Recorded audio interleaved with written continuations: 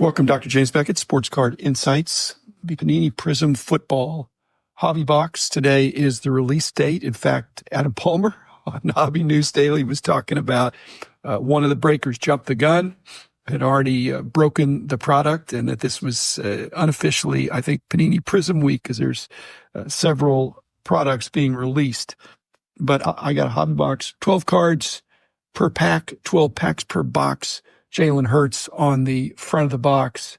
Thanks to my friends at Panini. Actually, first of all, let me thank the sponsors, Panini for sure, Tops and Upper Deck, Heritage Auctions, Hugs and Scott Auctions, Mike Stadium Sports Cards, Burbank Sports Cards, ComC.com, and Beckett Media, Beckett Card Reading, Beckett Authentication. I have sponsors. I don't have advertisers. I don't really do ads, but I do get stuff from my sponsors occasionally. That's always appreciated, especially in this case. This is more than $1,000 box. Just coming out, we'll see whether it goes up or down from there. It's not a first off the line box, which would even be better, and I'm not griping, but there's some extra goodies in the first off the line that justify a higher price. But this was a great box. I decided to open it before the release date, but also before I really studied how much it was worth, just to get an idea. And I thought, wow, this is a great box. Then I saw the price. I thought it's a great box because there's a lot of value in there because it's a high price.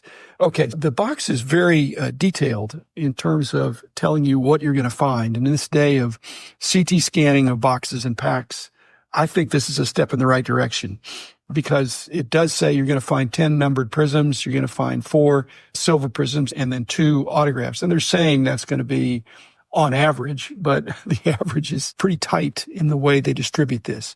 Now, what does that mean for the CT scanning business? Is that if you were going to scan this box, you would find out that there are 10 numbered prisms. I don't know that they can tell the difference in silver prisms, although there's very tiny fine print on the back where it says Prizm. The autographs, you can see, in fact, the scanner may be able to pick up the autographs because they have the sticker aspect is indented. There's a place, there'd be a little ridge there where the sticker autograph is placed in there. Again, not a problem. You know they're going to get 2 autographs in there, so it's not helpful for the CT scanner to say, hey, you got 2 autographs, here are the packs they are in.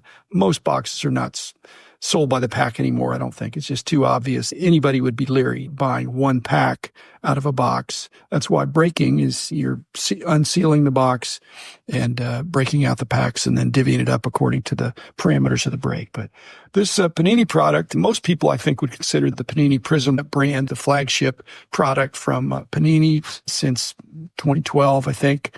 Came from Pacific. Pacific had the Prizm with an S. Panini made it Prizm with a Z so they could trademark it. And Mosaic, Optic, Select, there's a whole bunch of other Panini products that are good, but I wouldn't call them the flagship. The flagship is the references to the Navy, which my dad was in. The flagship is the vessel the commanding officer is in. But when you're talking about a product, they say it's either the best or the most important product for that organization. Sometimes it's the first, best, and most important, and sometimes all of those. Obviously, Topps has a flagship. Upper Deck has a kind of a base brand flagship. So for Panini Prism, it's upscale to a degree. Actually, at $1,000 a box, it's definitely upscale, but it's the brand that if you're just going to get one, that's the one you're going to get. This is a product that I think has less emphasis on game used, maybe less emphasis on autographs in the sense that you're going to get 2, but heavy on the parallels and inserts. And parallels and inserts really are the most profitable for a card company because the attributes are self-determined in their own design process or putting serial numbers on. There's an expense there, but it's nothing compared to the attributes of game-used material or autographs. So there are 2 autographs. You can get, but they are very few and far between. Most of them are going to be just regular. So Panini Prism, as you've seen, the price has gone up each year because they're selling. In the old days, it sold so well that it was marked up. And so Panini is raising their SRP, and it's still selling. I mentioned with the CT scanning, the more specificity you put on the box, the less need there is to, especially if it's a box. I'm saying any box $1,000 or under, I'm not sure it's worth scanning. If it's much more than that, or if it's just 1 pack. So I'm not saying nobody's going to do it, but I'm wondering if it's as helpful. The question is what 2 autographs you're going to get, what 10 numbered prisms are you going to get, And like I said, the 4 silver Prisms, one of which was a rookie, which I did get. I'm going to get everything I was supposed to get. Okay, let's talk about the CT scanning, which I did not do. I know they didn't do because I came straight from the card companies could know what's in the box. But it's so mind-boggling how many boxes they're putting out there for them to code it. I don't think that makes a lot of sense. So I got a good box. I wasn't looking for a great box, and it wasn't a terrible box. It was a good box. Okay, but how could I know if I did a CT scanner? It'd be difficult, I think, with this product because one of the things those scanners pick up is if there's a different shape of the card. If something is non-rectangular, I think it can pretty easily pick that up. Now, you might not know who the player is. However, some of the things I've seen where the shape of the image, in other words, and this is a word to the wise for Panini or anybody else, is that I noticed that every quarterback, if you could tell the shape of the image on the card, the picture, the pose, every quarterback is in a quarterback pose. So in a quarterback-driven football hobby, except quarterbacks are overweighted anyway. The other thing is anything metallic gets picked up, I think, pretty easily. The serial numbers on the back are in a silver metallic. It's not real bold, but I think the card companies could do something to make that a little more difficult. Any topography of the card, any ridges or any embossing would be noticed in the CT scanning where they're looking at slices of the product. Color blasts, franchise legends, signatures, did not get. Again, not complaining, but those are great. The manga inserts, I didn't, again, any of the super short printed stuff, Prizm Mania, Aurora profiles did not get any of the super short printed stuff. Again, not a problem for me. I would say I got 4 out of the 5 key rookies. Now, they were just base cards, but they're base rookie cards. And I'll probably send them in and get grading. In fact, I got a Bo Nix Silver Prizm, which I will definitely send to BGS. And I think put on my wall. I think Bo Nix has potential and is going to be a good player. One of the other ways I support my sponsors, especially the card company sponsors, is that I recommend them, but that's pretty easy when they're the major card. But I also buy their product. Now, I'm not buying the latest thing that came out. I'm not going to go buy another box of Panini Prism 2024. I have that, and it's encouraging. But what I do is I'm eager to pick up in the secondary market cards in the dollar boxes, of which there are lots of Panini stuff. I recognize the colors.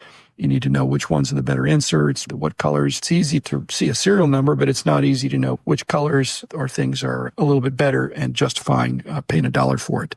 So I do that. And the other thing I do, which I just did, and I may even get it by Christmas, is I won a football lot from my other auction sponsor, Huggins & Scott, that were a bunch of blasters and hangers and fat packs, value packs, things like that. So a whole bunch of them.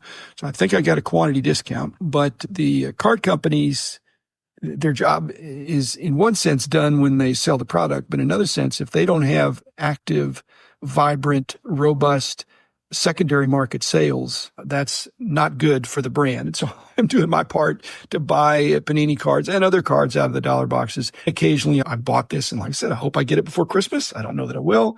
I'm a little nervous because Christmas packaging, it's really a busy time. I didn't pay to expedite my shipping. It's probably going to be a 25-pound box. Now, my theory is that big packages are less likely to get lost by the Postal Service or UPS or FedEx. But the downside is I think bigger packages around Christmas time are more likely to get porch pirated. And so hopefully they will not leave my package in a place where somebody can drive by and say, hey, that looks like a nice...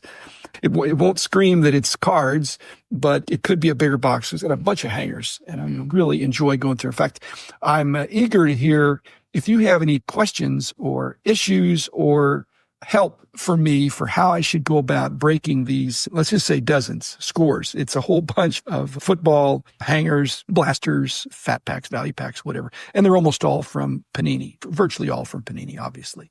Anything you'd like to see as I open, I think I'm going to start with the cheaper ones, the fat packs, the value packs, and work my way up to what I think are the better ones, save the best ones for last. But if you've got any analysis you'd like me to do, my theory is that since I bought wholesale, if I'm paying, say, 50% of the SRP, original SRP even, but certainly the current price, then that hopefully be a good deal, because a lot of times when you buy a box of cards that's unopened and you pay $100 for it, you get $50 worth of cards. So if you paid 50, you get your value. So I'm wondering if anything. Obviously I got the Prizm box for free. So that's a win for me for sure.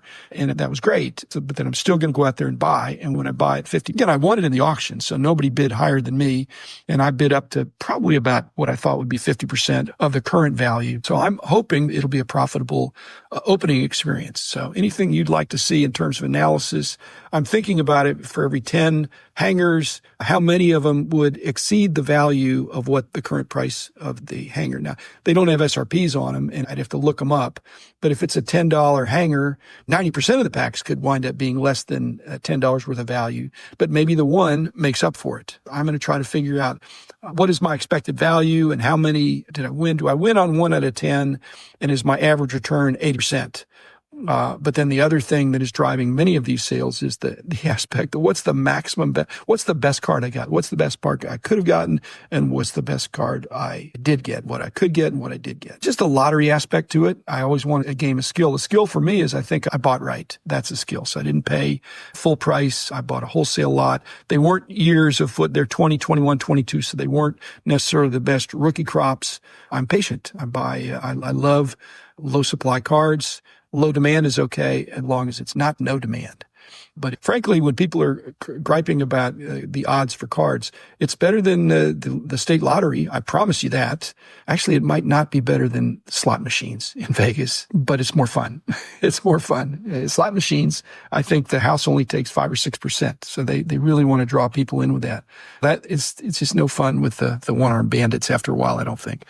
I don't hear about anybody scanning hangers, but I was curious. I really would like to see the price on the packaging, and I don't think that's ever going to happen because I'd like to know what the original SRP is for all these products and then what's going right now, and then I can make a decision of what I paid. Is it better? Anyway, have a great Christmas. It's in a week. I hope I've gotten this lot that I ordered because it took me 15 minutes to open this hobby box. Had a great time, but it's going to take me a lot more than 15 minutes to open this 25-pound box of hangers and blasters. I'm going to have fun. If you ask me what I wanted for Christmas, it's better to give than to receive. But when you're the giver and the receiver, it seems like it's not fair. But I am a lifer. I am a hobbyist, and I'm going to enjoy opening. So any questions you got, drjamesbeckett@gmail.com. And y'all have a happy holidays and a Merry Christmas as well. The man in the house of cards.